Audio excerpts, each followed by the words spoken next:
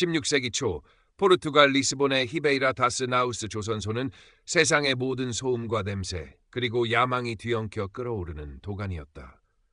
타구스강 하구에서 불어오는 축축한 소금기 머금은 바람에는 가칠한 배의 타르 냄새와 썩어가는 생선 비린내 그리고 멀리 동방에서 실려온 값비싼 향신료의 이국적인 향기가 뒤섞여 있었다.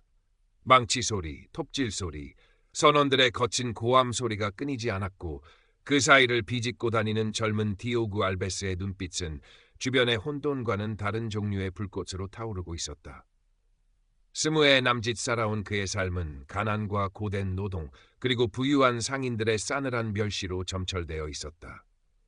어부였던 아버지는 거친 바다에 목숨을 잃었고 어머니마저 병으로 세상을 떠난 후 그는 맨주먹으로 이 거대한 도시 리스본에 던져졌다. 부두 하역군으로 일하며 근근히 연명했지만 그의 마음속에는 언젠가 저 거대한 저택에 사는 상인들처럼 부와 존경을 손에 넣고 과거 자신을 벌레 보듯 했던 이들에게 보란듯이 성공하리라는 독한 야망이 자라고 있었다. 그의 굳은 살 박인 손은 고된 노동의 증거였지만 그의 눈빛은 미래의 부귀영화를 향해 있었다. 어이, 디오구, 정신 안 차리나. 작업반장의 고함 소리에 디오구는 퍼뜩 정신을 차렸다. 무거운 오크통을 어깨에 메고 비틀거리며 창고로 옮기면서도 그의 시선은 항구의 정박한 위풍당당한 카라벨 선박들과 그 배에서 내려지는 값비싼 화물들에 꽂혀 있었다. 저것들이 바로 부의 원천이었다. 모험, 위험, 그리고 막대한 이익. 그는 생각했다. 언젠가는 나도 저런 배의 주인이 될 것이다. 아니, 저런 배를 수십 척 거느린 거상이 될 것이다. 그러던 어느 날 저녁 부두 근처의 허름한 선술집에서 디오구에게 기회 아닌 기회가 찾아왔다. 세상의 온갖 풍파를 겪은 듯한 늙은 선원 마테우스가 그에게 은밀한 제안을 해온 것이었다. 마테우스는 한쪽 눈을 잃고 얼굴에는 깊은 흉터가 있었지만 그의 남은 눈은 여전히 날카로운 빛을 띠고 있었다. 젊은이, 눈빛을 보니 보통 내기는 아닌 것 같군. 배짱이 있다면 큰 돈을 만질 기회가 있는데 어떤가. 마테우스의 제안은 위험천만했다. 아프리카 해안 어딘가에서 공식적이지 않은 화물을 실어오는 작은 배에 선원으로 합류하라는 것이었다. 성공하면 상당한 몫을 챙길 수 있지만 해적이나 당국의 단속에 걸리면 모든 것을 잃거나 목숨까지 위태로울 수 있었다. 디오구는 잠시 망설였다. 그러나 그의 뇌리에는 굶주렸던 어린 시절과 상인들의 경멸 어린 시선이 스쳐 지나갔다. 이 지긋지긋한 가난에서 벗어날 수만 있다면 어떤 위험이라도 감수할 가치가 있었다. 하겠습니다. 디오구의 단호한 대답에 마테우스는 만족스러운 듯 고개를 끄덕였다. 그렇게 디오구의 첫 번째 모험이 시작되었다. 항해는 고되고 위험했다. 폭풍우와 싸우고 알 수 없는 열병에 시달렸으며 다른 선원들과의 갈등도 겪어야 했다. 하지만 디오구는 타고난 배짱과 빠른 눈치로 위기를 넘겼고 마침내 리스본 항구로 돌아왔을 때 그의 주머니에는 생전 처음 만져보는 묵직한 금화가 들어있었다. 이 첫 성공은 디오구의 야망에 불을 지폈다. 그는 더 이상 부두의 하역군이 아니었다. 그는 그 돈을 미천 삼아 본격적으로 자신만의 사업을 구상하기 시작했다. 그는 거상들이 주목하지 않는 틈새 시장을 노렸다. 예를 들어 화려한 향신료 대신 서민들에게 필수적인 염장, 대구나 값싼 포도주를 더 효율적인 방법으로 운송하여 유통하는 시기였다. 그는 발품을 팔아 정보를 모으고 때로는 위험을 감수하며 과감하게 투자했다. 사업 초기에는 순탄치만은 않았다. 경험 많은 상인들의 견제에 부딪히기도 했고 믿었던 동료에게 배신을 당해 큰 손해를 보기도 했다. 하지만 디오구는 좌절하지 않았다. 오히려 그런 시련들은 그를 더욱 냉철하고 계산적으로 만들었다. 그는 무역세계의 비정함을 뼈저리게 깨달았고 때로는 자신의 이익을 위해 약간의 비윤리적인 타협도 불사하게 되었다. 몇 년의 시간이 흐르는 동안 디오구는 눈부시게 성공했다. 그는 리스본 상인들 사이에서도 무시할 수 없는 신흥 세력으로 떠올랐다. 그는 더 이상 부두 근처의 허름한 방에 살지 않았다. 번듯한 저택을 사들였고 값비싼 옷을 입었으며 그의 이름은 점차 상류사회에도 알려지기 시작했다. 그의 눈빛은 여전히 강렬했지만 이제 거기에는 부와 성공에 대한 자신감이 더해져 있었다. 그러던 중 그는 리스본에서 가장 영향력 있는 향신 요상인 중 한 명인 가스파르 멘데스를 알게 되었다. 가스파르는 처음에는 근본 없는 젊은 상인 디오구를 거들떠보지도 않았지만 그의 사업 수완과 무섭게 성장하는 세력을 지켜보며 점차 그를 인정하지 않을 수 없었다. 가스파르는 노회한 상인이었다. 그는 디오구의 야망을 꿰뚫어 보았고 그를 자신의 편으로 끌어들일 방법을 궁리했다. 어느 날 가스파르는 자신의 호화로운 저택에서 열린 연회에 디오구를 초대했다. 그곳에서 디오구는 가스파르의 딸 카타리나 멘데스를 처음 만났다. 카타리나는 눈부시게 아름다웠고 우아한 몸짓과 세련된 말투는 그녀가 상류사회에서 잘 교육받았음을 보여주었다. 디오구는 순간적으로 그녀의 아름다움과 그녀가 속한 세계에 매료되었다. 카타리나는 디오구가 그토록 갈망했던 부와 지위 그리고 세련된 삶 그 자체를 상징하는 듯했다. 가스파르는 디오구의 그런 마음을 놓치지 않았다. 그는 은근히 카타리나와의 혼사를 통해 디오구를 자신의 사업 파트너이자 후계자로 삼을 의향이 있음을 내비쳤다. 그것은 디오구에게 거절하기 힘든 유혹이었다. 가스파르의 막강한 자본과 네트워크 그리고 사회적 지위까지 얻게 된다면 그는 명실상부 리스본 최고의 거상이 될 수 있었다. 디오구의 심장은 평생의 야망이 손에 잡힐 듯 가까워진 것에 대한 흥분으로 세차게 뛰었다. 하지만 운명은 종종 예기치 않은 방향으로 흘러가는 법이다. 디오구가 카타리나와의 관계를 진전시키며 야망의 정점을 향해 나아가던 어느 날 그는 사업상 급한 일로 알파마 지구의 좁고 복잡한 골목길을 지나고 있었다. 알파마는 리스본에서 가장 오래되고 가난한 지역으로 미로처럼 얽힌 골목길과 허름한 집들이 다닥다닥 붙어 있었다. 그날따라 시장이 열려 길은 더욱 혼잡했고 디오구는 인파를 헤치며 서둘러 발걸음을 옮기고 있었다. 바로 그때였다. 앞서가던 노파가 발을 헛디뎌 비틀거렸고 그녀를 부축하려던 젊은 여인과 함께 디오구의 앞으로 쓰러졌다. 디오구는 미처 피하지 못하고 그들과 부딪혔고 여인이 들고 있던 바구니에서 레이스 실타래들이 쏟아져 흙바닥에 뒹굴었다.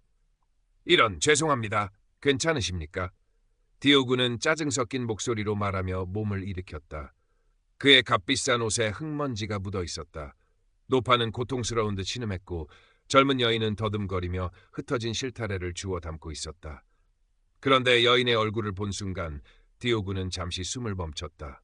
그녀는 눈이 보이지 않는 듯 초점 없는 눈으로 허공을 더듬고 있었다. 그럼에도 불구하고 그녀의 얼굴에는 고된 삶의 흔적 속에서도 기품과 조용한 강인함이 어려 있었다. 제 불찰입니다. 혹시 다치신 곳은 없으신지요? 여인은 고개를 저었다. 그녀의 목소리는 낮고 차분했다. 괜찮습니다, 나리. 저희 할머니께서 조금 놀라신 것뿐입니다.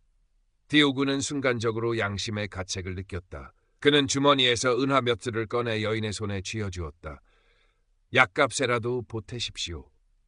여인은 잠시 망설이다가 조심스럽게 은화를 받았다. 고맙습니다, 나리. 저희는 이만 가보겠습니다. 여인은 노파를 부축하여 절뚝거리며 골목길 안쪽으로 사라졌다. 디오구는 잠시 그들의 뒷모습을 멍하니 바라보았다. 여인의 이름은 이사벨 페레이라였고 노파는 그녀의 할머니 레오노르 부인이었다. 그 만남은 짧았지만 디오구의 마음속에 어떤 잔상을 남겼다. 그것은 그가 지금껏 추구해온 화려하고 계산적인 세계와는 너무나 다른 고요하고 깊은 어떤 것이었다. 그는 어깨를 으쓱하고 다시 발걸음을 옮겼지만 흙바닥에 떨어진 새하얀 레이스 실타래 하나가 그의 눈에 밟혔다. 그 후로 몇 달 동안 디오구는 가스파르와의 관계를 더욱 공고히 다져나갔다. 그는 카타리나와 함께 상류사회의 연회에 참석했고 가스파르의 사업에 깊숙이 관여하기 시작했다. 가스파르는 디오구의 능력을 높이 평가했고 그에게 자신의 사업 제국, 특히 아프리카와의 교역, 그 중에는 도덕적으로 논란의 여지가 있는 노예무역도 포함되어 있을지 모른다는 소문이 있었다에 대한 중요한 정보를 공유하기 시작했다. 디오구는 마침내 꿈에 그리던 부와 권력의 정점에 다가서고 있었다. 카타리나와의 약혼 발표도 임박해 있었다. 하지만 이상하게도 디오구의 마음 한구석에는 채워지지 않는 공허함이 자리 잡고 있었다. 화려한 연회장에서 값비싼 옷을 입고 세련된 사람들과 어울릴 때도 그는 문득 알파마의 좁은 골목길에서 만났던 눈먼 여인 이사벨을 떠올렸다. 그녀의 조용한 위엄, 흙먼지 속에서도 빛나던 내면의 강인함, 그리고 그녀가 더듬거리며 줍던 새하얀 레이스 실타래. 그것들은 그가 지금 손에 쥐려 하는 모든 것들과 극명하게 대비되었다. 그러던 어느 날 디오구는 우연히 알파마 지구를 다시 지나게 되었다. 그는 무심코 이전에 이사벨과 마주쳤던 골목길 근처를 서성이다가 한 허름한 집 앞에서 이사벨이 할머니 레오노르 부인을 부축하고 있는 모습을 보게 되었다. 레오노르 부인은 심하게 기침을 하고 있었고 얼굴은 병색이 완연했다. 이사벨은 걱정스러운 표정으로 할머니를 간호하고 있었다. 디오구는 자신도 모르게 그들에게 다가갔다. 이사벨은 그의 발소리를 듣고 고개를 들었다. 그녀는 디오구를 기억하는 듯 살짝 놀란 표정을 지었다. 나리, 여긴 어쩐 일로? 지나가던 길이요. 할머님께서 편찮으신 것 같은데 의원은 불렀소? 이사벨은 힘없이 고개를 저었다. 의원을 부를 형편이 못 됩니다. 그저 약초를 좀 구해다려 드릴 뿐입니다. 디오구는 레오노르 부인의 상태가 심상치 않음을 직감했다. 그는 잠시 망설였다. 지금 그는 가스파르와의 중대한 거래를 앞두고 있었고 이런 사소한 일에 신경 쓸 여유가 없었다. 하지만 그의 발걸음은 떨어지지 않았다.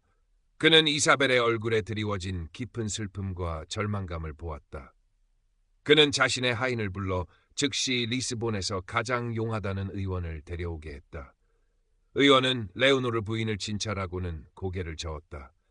이미 병이 깊어 손쓰기 어렵다는 것이었다. 하지만 꾸준히 치료하고 좋은 약을 쓰면 고통을 덜어드릴 수는 있다고 했다. 디오구는 의원에게 치료에 필요한 모든 비용을 자신이 부담하겠다고 말했다. 그리고 이사벨에게는 당분간 생계 걱정 없이 할머니 간호에만 전념할 수 있도록 넉넉한 돈을 건넸다. 이사벨은 믿을 수 없다는 표정으로 디오구를 바라보았다. 그녀의 눈에는 눈물이 그렁그렁 맺혀 있었다. 나리, 어찌 이런 큰 은혜를. 괜찮소. 그저 내가 할 수 있는 일을 하는 것뿐이오. 그날 이후 디오구는 바쁜 와중에도 틈틈이 이사벨의 집을 찾았다. 그는 값비싼 약과 음식을 보내주었고 이사벨이 홀로 감당하기 힘든 일들을 묵묵히 도와주었다. 그는 이사벨과 대화를 나누면서 그녀가 비록 앞은 보지 못하지만 놀랍도록 총명하고 섬세한 감수성을 지녔다는 것을 알게 되었다.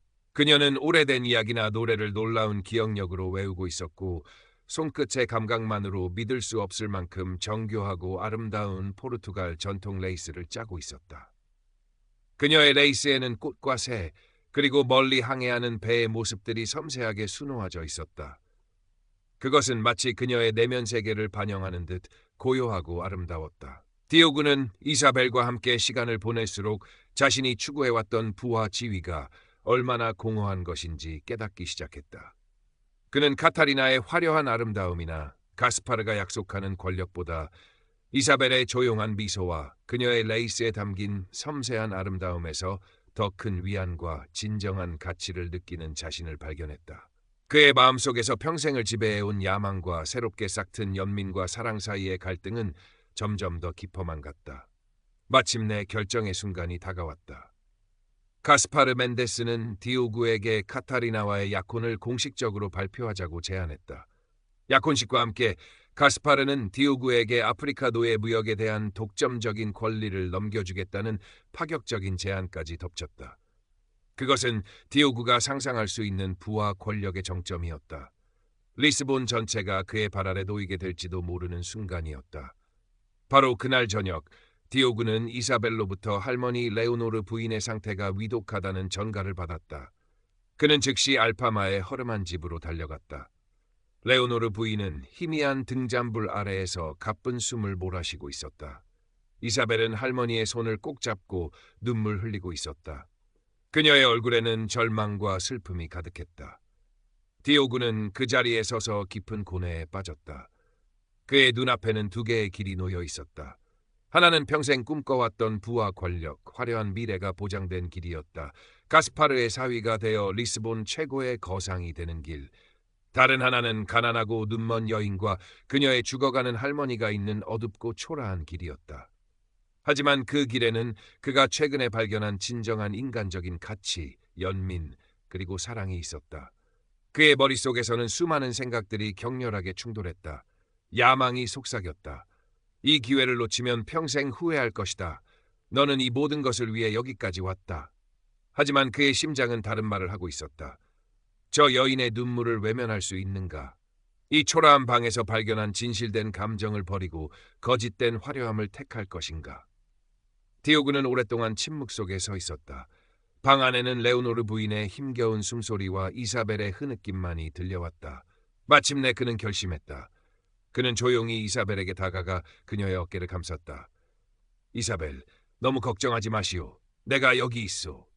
그는 그날 밤 가스파르에게 사람을 보내 약혼 발표를 무기한 연기하겠다고 통보했다.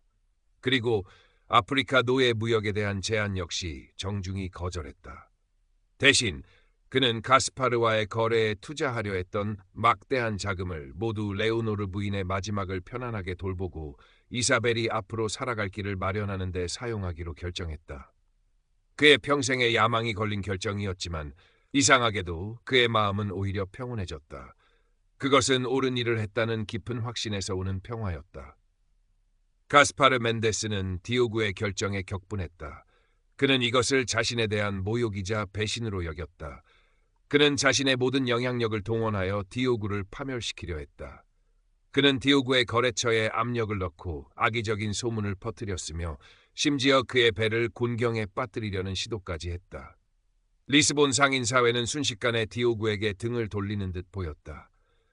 하지만 디오구는 쉽게 무너지지 않았다. 그는 수년간 자신의 힘으로 틈새 시장을 개척하며 쌓아온 기반이 있었다. 그는 정직하고 성실한 거래 방식으로 신뢰를 얻은 소수의 거래처들과 더욱 굳건한 관계를 유지했다. 또한 그는 더 이상 과거처럼 무자비한 방식으로 사업을 하지 않았다. 오히려 위기 속에서 그는 더욱 신중하고 윤리적인 방식으로 사업을 운영하려 노력했다. 그의 사업 규모는 예전보다 줄어들었지만 오히려 더 견고하고 안정적으로 변모해갔다. 그 어려운 시기 동안 디오구는 이사벨의 곁을 지켰다. 그는 레오노르 부인이 평화롭게 눈을 감을 수 있도록 최선을 다해 보살폈다. 할머니가 돌아가신 후 깊은 슬픔에 잠긴 이사벨에게 디오구는 든든한 위로와 버팀목이 되어주었다. 함께 슬픔을 나누고 서로를 의지하는 과정에서 그들의 감정은 더욱 깊어졌다. 디오구는 이사벨의 내면의 아름다움과 강인함에 더욱 깊이 매료되었고 이사벨은 디오구의 진심 어린 따뜻함과 헌신에 마음을 열었다. 어느 날 디오구는 이사벨의 손을 잡고 조심스럽게 말을 꺼냈다. 이사벨, 나는 오랫동안 부와 성공만을 쫓아 살아왔소. 하지만 당신과 당신의 할머니를 만나면서 진정한 삶의 가치가 무엇인지 깨닫게 되었소. 당신 곁에 있을 때 나는 비로소 진정한 평화와 행복을 느끼오. 부디 나와 함께 평생을 걸어가 주지 않겠소. 이사벨은 놀라움과 감동으로 눈물을 글썽였다. 그녀는 앞을 볼 수 없었고 가진 것이라고는 아무것도 없는 가난한 처지였다. 그런 자신에게 리스본의 유망한 상인이 청혼을 하다니 꿈에도 생각지 못한 일이었다. 그녀는 디오구의 따뜻한 손을 마주 잡았다. 나리, 저 같은 사람이라도 괜찮으시다면. 디오구와 이사벨은 알파마의 작은 성당에서 소박한 결혼식을 올렸다. 화려한 하객도 값비싼 예물도 없었지만 그들의 얼굴에는 진정한 행복의 빛이 가득했다. 결혼 후 디오구는 사업을 계속했지만 그의 목표는 달라져 있었다. 그는 더 이상 끝없는 부의 축적을 위해 일하지 않았다. 그는 정직하고 공정한 거래를 통해 얻은 이익의 상당 부분을 알파마의 가난한 이웃들을 돕는 데 사용했다. 그는 이사벨의 재능을 살려 작은 레이스 공방을 열어 가난한 여성들에게 일자리를 제공했고 부모 없는 아이들을 위한 작은 고아원을 설립하기도 했다. 사람들은 처음에는 디오구의 변화를 의아하게 생각했다. 한때 리스본 최고의 거사